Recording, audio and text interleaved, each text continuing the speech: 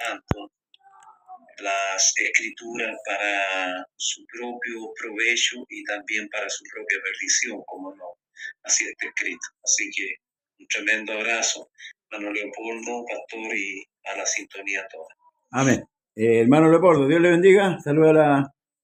Está en tu mío, parece. Sí, hola. Cagaina, el departamento. Yes. Hola, ¿cómo estás, pastor? Bendiciones, hermano Alberto. Un gusto de poder verles nuevamente, de poder compartir con ustedes. Un abrazo a la distancia, mi hermanito Alberto. Se ve bien como con los audífonos, se ve como así como un locutor de radio, así como... Se imagina como el sapito Newton. Más como Julio Martínez. Por ahí va. Porque, por ahí va. Lo estoy utilizando también un poco, es un mal necesario porque hace un frío tremendo acá también para poder protegerme los oídos a la vez. Amén.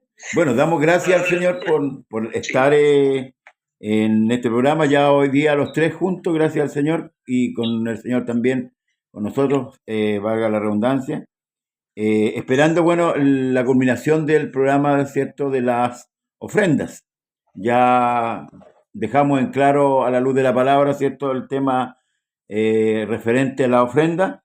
Y voy a tomar el texto donde aparece, ¿cierto?, la vida de los primeros cristianos, como dice la escritura. Dice...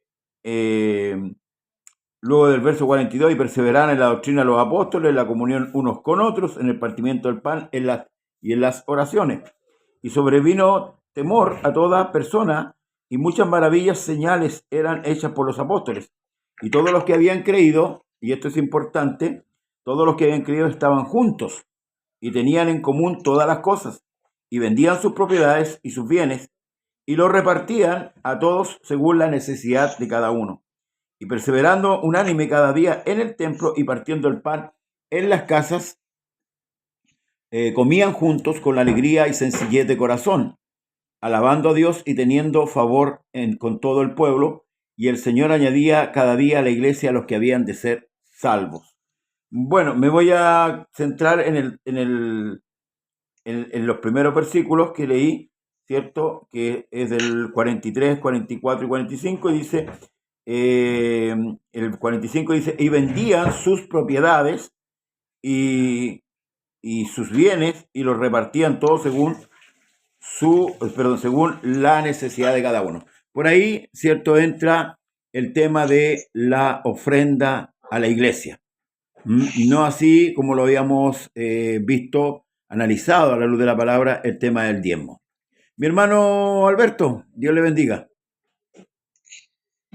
Dios bendiga a nuestro hermano Daniel Vergara, que también ahí estás como siempre acompañándonos con su sintonía, y sin duda alguna lo hará también con algunos versículos, ¿no? Como es su costumbre. Amén. Claro, el paralelo a lo que nuestro pastor leyó está en el libro de los Hechos, cuando también nos dice que y la multitud de los que habían creído en él era de un corazón y un alma, y ninguno decía ser suyo propio nada de lo que poseía, sino que tenían todas las cosas en común, y con gran poder los apóstoles daban testimonio de la resurrección de Jesús, del Señor Jesús, y abundante gracia era sobre todo todos ellos. Así que no había entre ellos ningún necesitado, porque todas las cosas que poseían, heredades o casas, las vendían y traían el precio de lo vendido y lo ponían a los pies de los apóstoles, y se repartía a cada uno según su necesidad. Quisiera yo referirme a lo que dice Deuteronomio capítulo 26, verso 12, que incluye también el diezmo. Dice: cuando acabes de diezmar, este texto ya se leyó, todo el diezmo de tu fruto en el año tercero, el año del diezmo, darás también al levita, al extranjero, al huérfano y a la viuda, y comerán en tus aldeas y se saciarán. En el año tercero, porque acá, bueno, hoy en este tiempo, los árboles cuando se plantan, hace unos años atrás se esperaba que tuvieran 3 años para recién poder cosechar la fruta. Lo que daban de por sí se botaba, porque el árbol era muy nuevo para resistir. Hoy en día no, se plantan cerezos, no se recortan. Si dan cereza, se cosecha, porque la cereza es relativamente cara, por lo tanto se comienza desde el primer año.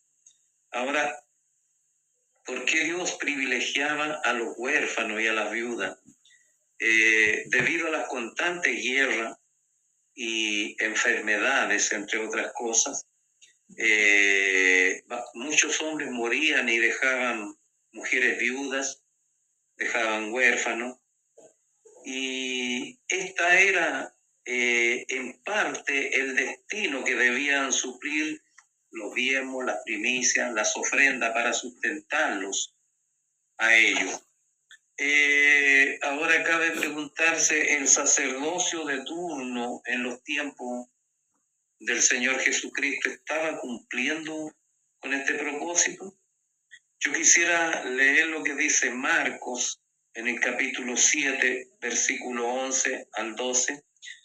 Pero vosotros decís, le está diciendo a los fariseos, basta que diga un hombre al padre o a la madre, es corbán, lo que quiere decir es mi ofrenda a Dios, todo aquello con que pudiera ayudarte, y no le dejáis hacer más por su padre o por su madre. Esta, por supuesto, era una enseñanza o una tradición o un mandamiento de hombre impuesta por los ancianos de Israel, que estaba abiertamente en pugna en contra de la palabra de Dios. Era corbán para los padres, pero no lo era para que ellos recibieran la ofrenda, ¿no es cierto?, exponiendo como excusa que era para Dios. Y si nos fijamos hoy en día, el pretexto más grande de hombres y mujeres inescrupulosos sigue siendo manipular las escrituras y atribuyen que tanto ofrenda y cualquier dinero que ingrese dentro de las congregaciones es para Dios. Y curiosamente se apropian ellos de estos medios económicos. Luego hacen rifas o hacen distintos beneficios para el sostenimiento del templo. Y si de ayudar a alguien se trata, es la misma membresía de la iglesia que debe reunir recursos, llámese mercadería, recursos económicos, y para ir en ayuda de los más necesitados. Fíjese que anteayer conversaba yo con mi hermano Ezequiel, primo mío, y él me relataba que en alguna oportunidad cayó en sus manos un informe donde daba testimonio que un pastor, por redondear cifra, recibía 5 millones de pesos de diezmos mensuales. En el informe aparecía gasto de la casa pastoral 5 millones. Es decir, ya se fueron los 5 millones. Pero él recibía primicias, recibía ofrendas y otros beneficios también que a veces la iglesia, ya sea por ignorancia, le entregaba. En una oportunidad, la esposa del hermano Ezequiel le dijo, hay una persona que está pasando por un momento de necesidad, ¿no podríamos tomar plata de los diezmos para ir a la ayuda de él? No, le dijo él, los diezmos son del Señor. Y posteriormente, cuando la misma esposa del hermano Ezequiel le dijo, podríamos tomar plata de la ofrenda, dinero de la ofrenda para traer flores y hermosear el templo. Él le dijo, no, las flores las traen las hermanas. Es decir, rasgos de un verdadero dictador. Ahora lo que me llama poderosamente a mí es los diezmos son del Señor. Que yo encuentro una sinvergüenzura cuando las personas son ellos los beneficiados y todo se lo cargan a la cuenta del Señor. Tenemos que hermosear la casa del Señor. Tenemos que tener asiento cómodo, tenemos que tener ventiladores, tenemos que tener calefacción. No, si esos beneficios son para nosotros, ¿para qué? Si el Señor no va a pasar frío, no va a pasar calor, no se va a sentar en una silla y se va a sentir incómodo porque es muy dura. ¿Para qué forzar las cosas a ese extremo cuando los que realmente queremos disfrutar de esos beneficios somos nosotros? Y a mí en particular me llama la atención que lo que había temor en la escritura que leyó nuestro pastor, y Dios añadía cada día también aquellos que habían de ser salvos. En segunda instancia me voy a referir a lo que leí en Hechos capítulo 4, del verso 32 al 37 en adelante, pastor. A ver.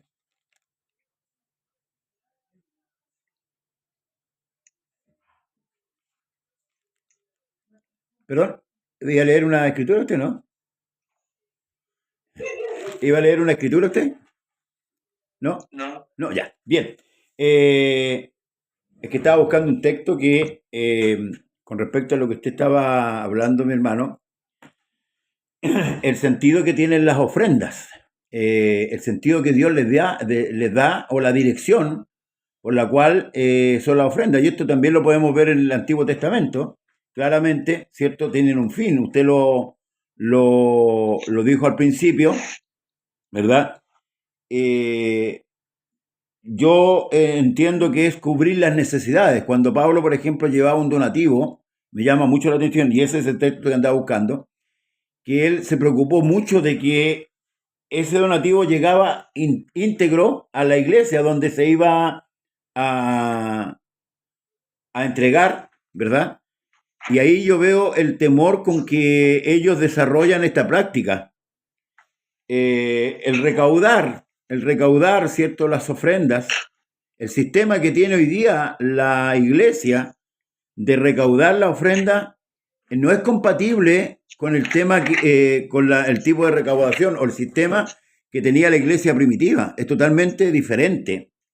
Claro, podemos decir, tal como usted lo decía, que hoy día la iglesia tiene que comprar cemento, ladrillo, madera para construir una casa de oración. Y se privilegia mucho en muchos sentidos. Se compran terrenos a nombre de las corporaciones, con las ofrendas de los hermanos. Entonces creo que no se le está dando el destino que corresponde o lo que la Escritura nos enseña de cómo debe ser dirigido esa recaudación, a dónde tiene que ir. Y usted hacía mención de un pastor, ¿verdad? Que la verdad de las cosas deja mucho que desear, porque en el fondo no está supliendo la necesidad de las ovejas. En las iglesias de repente hay diáconos, hay predicadores también que quedan sin trabajo. y les cuesta volver a trabajar y esa familia queda desvalida, pues y a veces hay fondos como para poder cubrir esas necesidades o en parte poder paliar esa necesidad. Pero sin embargo se privilegia a veces comprar un instrumento musical, una batería que vale, no sé cuánto vale una batería, yo creo que vale más de $1.000.000, no sé, no tengo idea, que poco y nada sirve en la iglesia habiendo necesidad. Mi hermano Leo.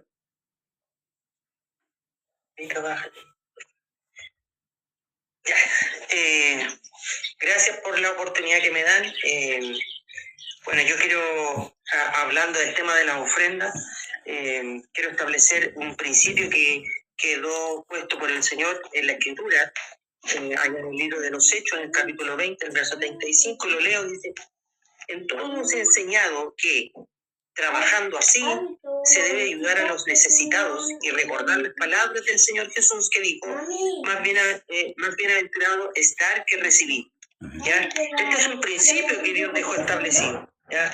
En su palabra. Ahora, Pablo parte diciendo: en esto todo os he enseñado que, ¿ya? Es decir, las personas no solo hay que pedirles, hay que primero enseñarles a dar. Pues si usted no le enseña a dar, ¿ya? Termina siendo una opresión donde le están cobrando prácticamente por un servicio, ¿ya?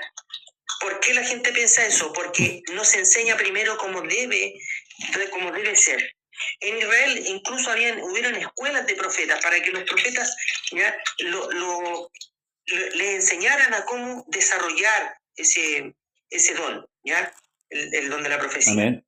¿Ya? Eso es lo que hoy en día pasa en la mayoría de las iglesias, que no se enseña cómo dar. Moisés llamó en el desierto al pueblo de Israel a ofrendar, y llamó una vez, y tanto es así que Moisés tuvo que decir que no trajeran más ofrendas, porque el pueblo fue a dar. ¿Por qué? Porque entendió que todo lo que tenían se lo había dado Dios.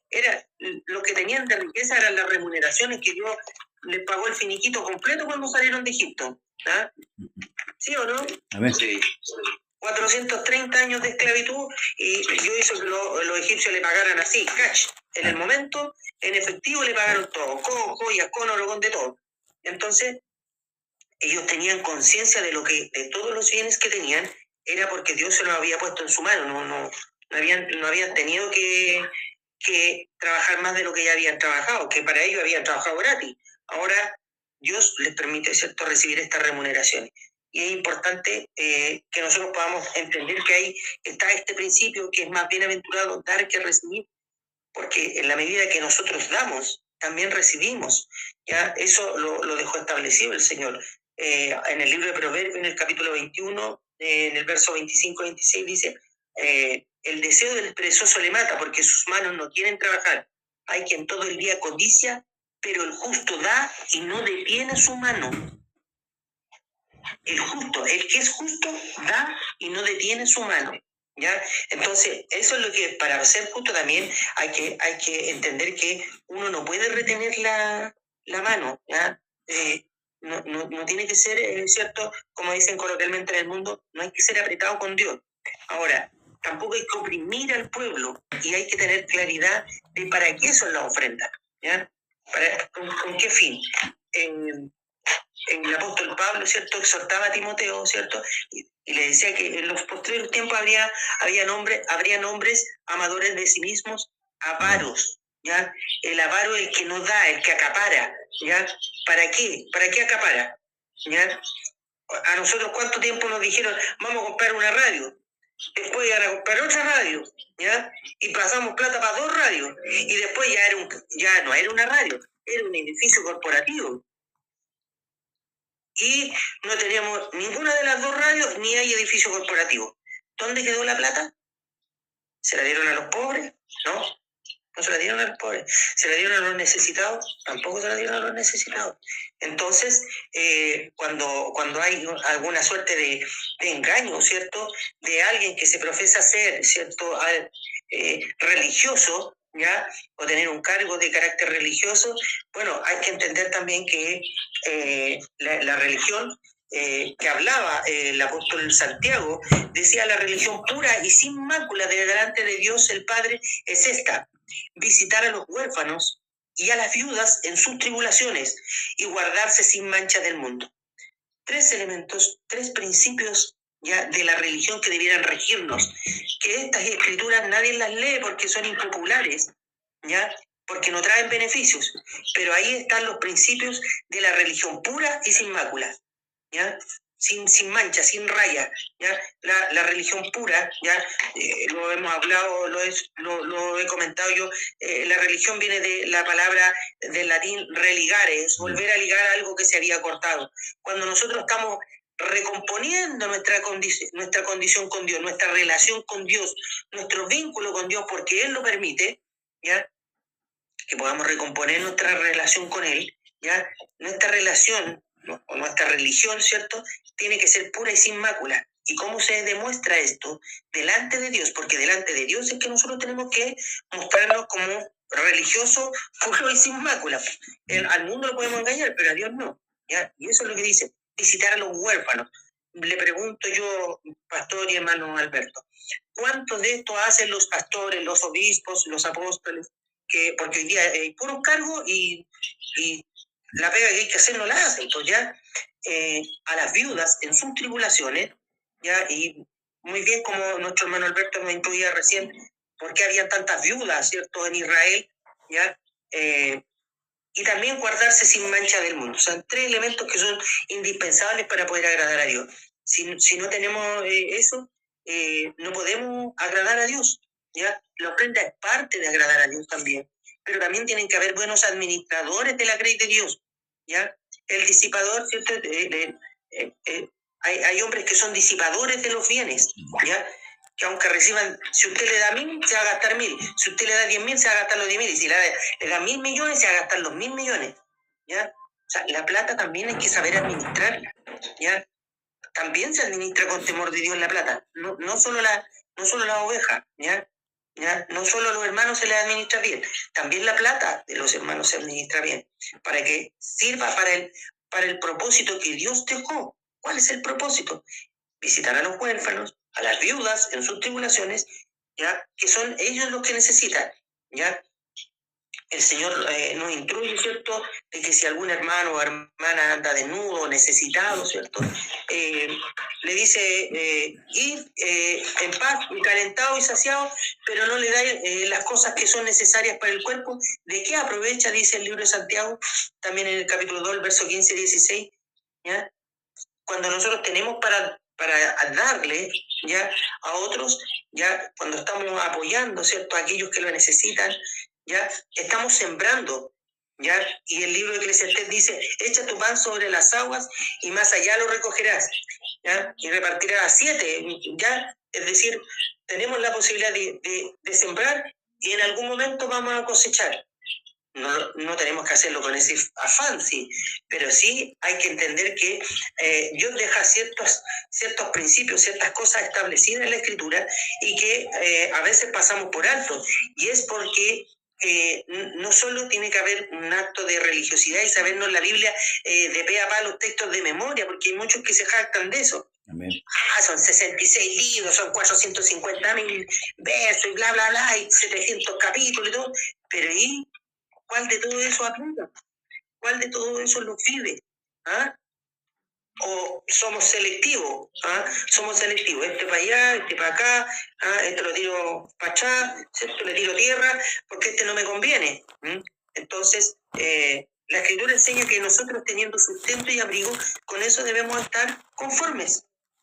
Porque los que tenemos una esperanza, ¿cierto?, no puesta en este mundo, no vamos a estar atesorando, ¿cierto?, para este mundo cuando nosotros estamos postulando, por decirlo de alguna manera, o estamos aspirando más bien al mundo venidero, al reino de Dios, al reino de los cielos, ¿ya? Nuestra vida está, ¿cierto?, pensada en el porvenir, no en este mundo, ¿ya? Por eso, cuando ustedes hablaban muy bien respecto de cómo los creyentes, ¿cierto?, que recién se habían convertido al Señor, vendían sus heredades y las ponían a los pies de los apóstoles, ¿ya?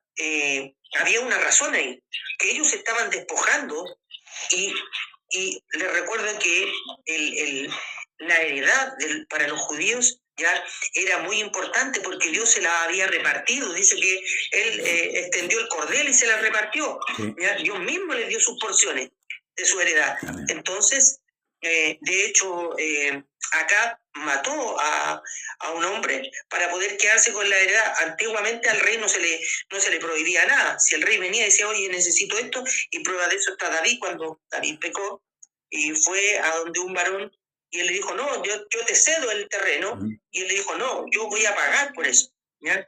Pero al rey no se le decía ni pío. El rey llegaba y a tiro había que disponer por él. Claro. Claro, nada de los derechos. Ahí el rey es el que mandaba y punto. Y sin embargo, este hombre le dijo que no al rey, Acab, porque era su heredad que Dios se le había dado. Él la protegía, pero con todo. Le costó la vida su heredad. Sí. Y en cambio, en el Nuevo Testamento, cuando vemos recién los convertidos, ellos vendían sus heredades y las ponían a los pies de los apóstoles, no para que los apóstoles se enriquecieran, sino que para que se repartiera según la necesidad de cada uno de los hermanos. Y para eso no se requiere que hayan mundos, porque los diezmos, ya dijimos bien claro, que los diezmos eran del tiempo, primero eran para Israel, ¿ya? Porque el mismo Señor se lo dijo para que aprendáis a temerme, ¿ya? Segundo, es de la ley, y el fin de la ley es Cristo. Cristo ya está puesto el fundamento de apóstoles y profetas. Cristo, del Antiguo y del Nuevo Testamento, de apóstoles y profetas. Están los dos testamentos, el fundamento de ambos es Cristo. ¿Ya? El fin de la ley es Cristo, se acabó el diezmo porque es de la ley. Si yo guardo la ley, estoy obligado a guardar, si yo guardo el diezmo, que es de la ley, estoy obligado a guardar toda la ley. ¿Ya? Y caigo de la gracia y me pierdo. Amén. Pero sí, tengo la obligación, ¿ya? La obligación y el deber moral de ofrendar para los gastos de la obra, pero no para construir grandes edificios ni nada, es para los necesitados de entre el pueblo. Amén. Y eso es lo que la gente no entiende, o los pastores, los obispos no quieren entender que no es para servirse del pueblo, sino que somos para servir al pueblo. Un día Dios nos va a dar la recompensa, pero hay algunos que están cobrando la recompensa anticipadamente. ¿Ah? Hasta ahí, pastor. Amén. En el capítulo 9 de 1 y 2 Corintios, si no me equivoco, Pablo, al defender su ministerio, habla del mantenimiento de aquellos que predican el Evangelio. Es claro, nosotros no estamos cuestionando el mantenimiento de aquellos que trabajan en la obra. Por ejemplo, los pastores que ministran, ¿cierto? Porque la Escritura es clara cuando dice no pondrás pasar al buey que trilla, porque el obrero es digno de su salario. Amén. Pero cuando ya entra el otro sentido del enriquecimiento, ya viene a tomar otro ribete, porque de acuerdo a lo que leímos en la Escritura, y que podemos llegar a un consenso en el sentido de que las ofrendas que entran, si bien es cierto, son para el mantenimiento de aquel que trabaja en la obra, pero también es para aquellos, porque si lo igualamos un poquito con el diezmo, en un sentido, recuerde que Dios hace un sistema tan perfecto, que nadie quede pasando necesidad, pero hoy día tenemos un sistema humano, un gobierno humano en las iglesias, donde el pastor no se conforma con, como lo que decía mi hermano, el sustento y el abrigo, sino que quiere más y más, quiere comprarse traje en tiendas populares, ¿cierto? Autos últimos modelos, ¿verdad? Y eso no corresponde. A un siervo de Dios no le corresponde eso, porque está tomando un dinero, porque Dios es el que bendice. Muchos, cuando oran por la ofrenda, oran mal, porque nosotros damos la ofrenda de lo que recibimos de Dios. Nosotros bendecimos a Dios con la bendición que Dios nos bendice. No es que Dios sea un limosnero. Dios nos da a nosotros para que nosotros demos, ¿cierto?, para la obra, para la necesidad de la obra. Y en esto también está el ministro, y en esto nosotros no cuestionamos que el ministro pueda vivir del Evangelio, porque es lícito. Pero cuando llega el tiempo de enriquecerse o de usar de avaricia, de amor al dinero, porque los que aman, ¿cierto?, el amor al dinero, la raíz que es la raíz de todos los males, caen en el lazo del diablo al final. Entonces ya no se conforman con 1 millón, quieren 2 millones, quieren 3 millones, y ya, hermanos, entran en la avaricia total y caen ahí en esa falta de olvidarse de la necesidad que hay en la iglesia, y tal como dijo mi hermano Alberto, claro, el diezmo es del Señor, dice, y esto es de acá, es de la obra, entonces yo no te puedo dar, no te puedo dar, no tengo. Ahí vamos a recurrir a los hermanos, vamos a hacer una ofrenda especial para los hermanos. Tampoco se hace eso. Estar presionando a la congregación, ¿verdad? Exprimiéndola, llevar a tal efecto que la congregación sienta, hermanos, una carga muy pesada con respecto a esto. Porque la Escritura dice que Dios ama al dador alegre. No hay que dar ni por necesidad, ¿verdad? Como dice, no con tristeza ni por necesidad. Gracias, hermano. Porque Dios ama al dador alegre. Entonces, cuando oprimimos al pueblo, hay iglesias que hacen 3, 4 ofrendas a veces en una reunión. En una reunión. Ahora, el mismo apóstol Pablo dice que aparte cada uno, ¿cierto?, el primer día de la semana y entregue para cuando yo vaya no se tome ofrenda. Y en los cultos se hace así, se para el culto para hacer una ofrenda. Cuando yo sé si Dios me está bendiciendo a mí, yo debo bendecir al Señor también con mis bienes. O sea, tal como dice mi hermano Leo Partido diciendo, hay que enseñar primeramente a trabajar para poder dar. No todos tienen una estabilidad económica. Ahora, el mismo Cristo dijo, ¿se acuerda cuando Judas esboza la gran frase política que dice, ¿para qué este desperdicio? Por el perfume de la mujer. Y dijo, cuando podría haberse vendido por 200 denarios y habérselo dado a los pobres. Y Juan aclara y dice, no es que él tuviera cuidado de los pobres, sino que él era ladrón y sustraía de la ofrenda. Y Jesús, sabiendo esto, dice, a los pobres los tendréis siempre con vosotros. O sea, siempre va a haber, hermanos, dentro de la congregación necesitados a los cuales nosotros podamos, hermanos, socorrer. Mi hermano Alberto. Sí, mientras mi hermano Leopoldo explicaba, cuando uno cumple, pasa que nosotros como Israel estuvo toda su vida con un pie en el desierto y con el otro en la tierra prometida. Hay mucho pueblo evangélico que tiene un pueblo en la ley, un pie en la ley y el otro pie lo tiene en la gracia. Amén. Porque imagínense que si partiéramos con, y todo esto es falta de enseñanza, tal cual como lo dijo el hermano Leo, Amén. Si partiéramos desde la base de que en el templo antiguo, en el tabernáculo, no entraba, y esto no voy a entrar en clasismo, no entraba ni una, esto va en beneficio de nuestra hermana las mujeres, no entraba ni una sola mujer en los quehaceres de ahí. Pero hay algunos que se rigen en cuanto a los diezmos y en cuanto a ciertas cosas que les conviene se rigen por la ley. Pero jamás en su vida han tomado una escoba para hacer aseo en el templo. Y ahí la ley no es para ello. ¿No es cierto? Y esto, como la Escritura diría, médico, cúrate a ti mismo. Yo me recuerdo haber estado 4 meses seguidos junto a mi esposa haciendo el aseo en el templo. Porque mi labor como diácono, yo siempre he dicho, a mí si me mandan a limpiar los baños, yo voy a ir.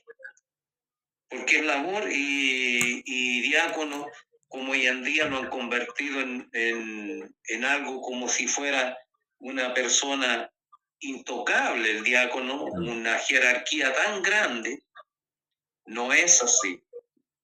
Ahora, hermano Leo, pastor, sintonía a todos, saludamos a nuestra hermana Carolina Prieto Muñoz, que también nos está saludando ahí.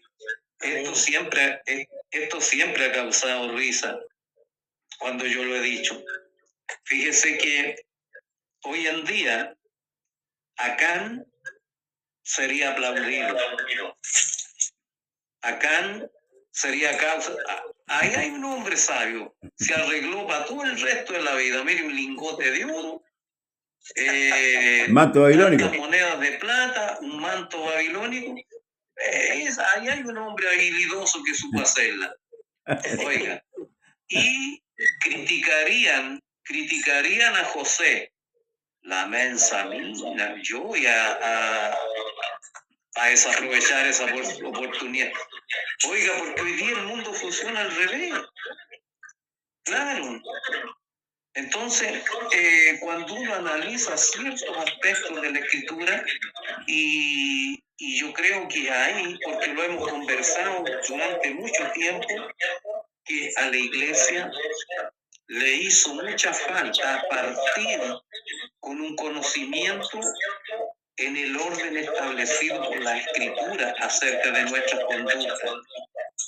Y como dije que en segunda instancia yo me iba a referir a lo que leí, lo de Hechos capítulo 4, versículo 32 al 37 nos muestra, en primer lugar, el entrañable amor que había en los discípulos de Jesús. No podía ser de otra manera porque Jesucristo les había predicado el amor. Ellos vieron que por amor su maestro entregaba su vida en la cruz. Entonces, tanto es así, dice que el corazón y el alma de la multitud de los que habían creído era uno solo. ¿No es cierto? Aunque ellos eran muchos y seguramente había diferencias culturales, diferencias tribales, distintas edades, distintas condiciones sociales, distintas cualidades naturales y espirituales, sin embargo, ellos tenían un mismo sentido, los mismos afectos, los mismos sentimientos, ¿no es cierto? Es decir, el mismo amor, los mismos criterios, las mismas inclinaciones. El Señor, y estamos hablando de una multitud grande. Amén. No estamos hablando de otras personas. Y el Señor dijo en Mateo capítulo 18, verso 19, otra vez os digo, ya lo había dicho antes, que si dos de vosotros se pusieran de acuerdo en la tierra acerca de cualquier cosa que pidieran, les será hecho por mi Padre que está en los cielos. Nuestra triste realidad nos muestra que a veces ni siquiera entre dos estamos de acuerdo. Porque si hubiera un real acuerdo, realmente llevaría cosas, y se lo voy a explicar de la siguiente manera. Nosotros vivimos acá en una especie de herradura, cercado por cerros. Yo siempre he dicho, parecemos una ciudad de puerto porque estamos en la altura.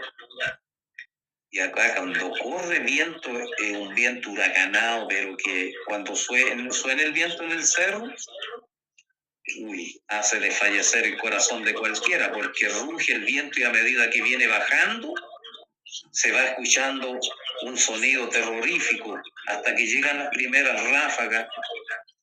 Acá, cuando corre viento en la noche, es habitual escuchar que el viento hizo volar una plancha metálica que sonó y cayó, y yo y mi esposa estábamos muy preocupados.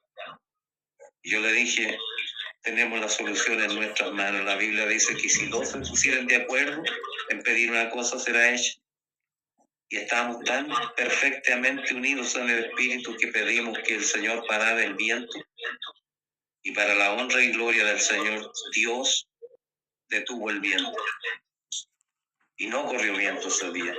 Entonces, El versículo 33 de los Hechos capítulo 4 dice que con gran poder los apóstoles daban testimonio de la resurrección del Señor Jesús. Ese gran poder incluía vigor, valentía, resolución, eficacia y a la vez producía un tremendo impacto en los oyentes, señales que venían de parte de Dios. Hoy en día es habitual escuchar que muchas personas dicen, fuimos a tal lugar y vimos la gloria de Dios. Oigan, quien ha visto la gloria de Dios ha de reflejar la gloria de Dios emanando de uno mismo. Y esto era lo que emanaban estos discípulos cuando tenían todas las cosas en común. Juan capítulo 1, verso 14 dice, aquel verbo fue hecho carne y vimos su gloria. Ellos sí que vieron la gloria del Señor. Y es por eso que como la vieron y fueron receptores de aquella gloria, ellos emanaban la gloria de Dios.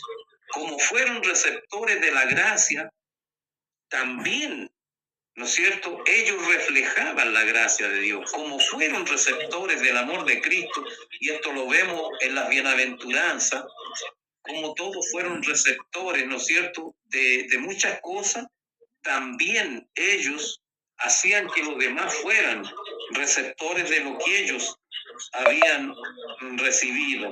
Dice, y abundante gracia había sobre todos ellos. Tanto es así que ninguno decía ser suyo propio lo que tenía, lo que poseía. Así que no había entre ellos ningún necesitado. No había ningún necesitado económica ni espiritualmente, porque a fin de cuentas, quienes han renunciado a todo lo que es de este mundo, estamos conscientes de que lo único propio que tenemos es nuestro pecado. Ahora yo le pregunto, ¿usted encuentra aquí, en todos estos textos que hemos leído, que alguien haya pedido ofrenda? Era una reacción espontánea del corazón por la abundante gracia que allí se derramaba. Y dice, entonces José, verso 36, de Hechos capítulo 4, a quien los apóstoles pusieron por sobrenombre Bernabé, que traducido es hijo de consolación, levita, natural de Chipre, como tenía una heredad, la vendió y trajo el precio y lo puso a los pies de los apóstoles. Me parece curioso que un levita haya tenido heredad, porque los levitas, por mandato de Dios, no podían tener heredad. Pero también me parece loable lo que el hombre hizo, y es tal vez una especie de contrasentido a lo que en el capítulo 5 harían Ananías y Zafira, porque el otro día nos referimos al tema, ¿no es cierto?, de los levitas, que decía que ellos eran dueños de las ciudades y sus ejidos. Ejido significa un terreno que no tiene dueño. Por lo tanto, nadie podía perpetuarse en aquellas propiedades. Hoy día no solamente se han perpetuado, se han adueñado de templos, sino que también se han perpetuado en una especie de dinastía con el ministerio. Familias que dejan, el padre tiene que quedar necesariamente el hijo, después del hijo el nieto, y así sucesivamente. Y créame que la Iglesia Católica en esto sí nos da un ejemplo, porque ellos, aunque el celibato, muy mal llevado por los curas, apunta al hecho de que los curas no tengan hijos para que no se perpetúen en el poder. En eso sí nos dan el ejemplo, porque aquí el poder pertenece al Señor Jesucristo. Nuestro hermano Daniel nos Pone acá segunda a Timoteo capítulo 2, versos 24 al 26, porque el siervo del Señor no debe ser contencioso, sino amable para con todos, apto para enseñar, sufrido, porque con mansedumbre, corrija a los que se oponen, por si quizá Dios les conceda que se arrepientan para conocer la verdad y escapen del lazo del diablo en que están cautivos de él. Amén. Se fija que para ser un verdadero siervo de Dios hay que cumplir ciertos requisitos. Nuestra hermana Osmilda Torres Muñoz nos envía sus bendiciones y confirma la palabra de Dios diciendo amén. Poderoso mensaje. Aleluya. Gracias, hermanos y hermanas, por sintonizarnos, pastor. Amén. En realidad, comparamos el sistema, como decían antes, el sistema de la iglesia al principio, de lo que usted mencionaba, por ejemplo, que esto nace de una manera espontánea, ¿verdad? Después de haberse convertido, hay como una